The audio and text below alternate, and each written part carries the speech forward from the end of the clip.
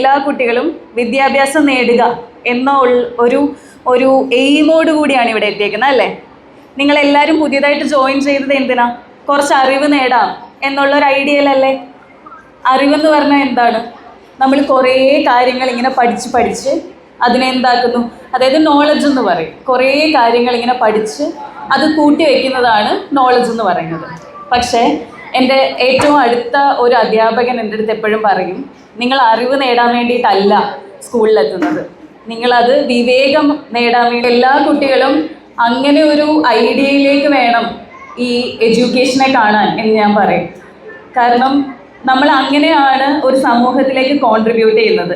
അങ്ങനെ കോൺട്രിബ്യൂട്ട് ചെയ്യാൻ വേണ്ടിയിട്ടാണ് നമ്മൾ എന്ത് ചെയ്യുന്നത്, ഈ വിദ്യാഭ്യാസം നേടുന്നത്.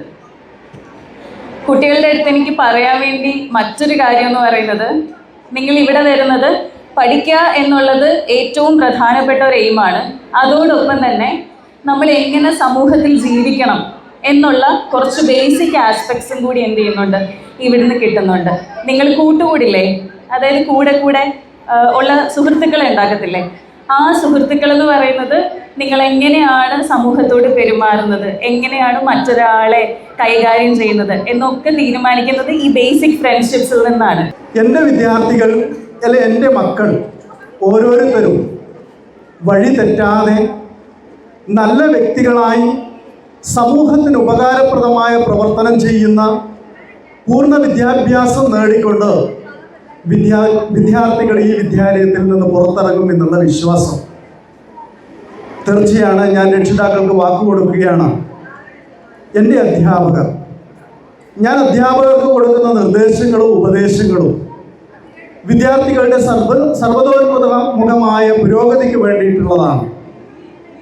അത് ഏതേത് സന്ദർഭത്തിലും അവരുടെ പ്രവർത്തനങ്ങൾ വീക്ഷിച്ച് അവരിൽ ഏതെങ്കിലും തരത്തിലുള്ള പാകപ്പിഴകൾ കണ്ടെത്തിയാൽ അത് കൃത്യമായി നിർദ്ദേശിച്ച് ഉപദേശിച്ചുകൊണ്ട് കുട്ടികളുടെ ഉന്നമനം മാത്രമാണ് നമ്മുടെ ലക്ഷ്യം. പാഠ്യേതര മേഖലകളിൽ എന്നും മികവ് പുലർത്തിയിട്ടുള്ള വിദ്യാലയമാണ് കടമ്പൂർ ഹയർ സെക്കൻഡറി സ്കൂൾ.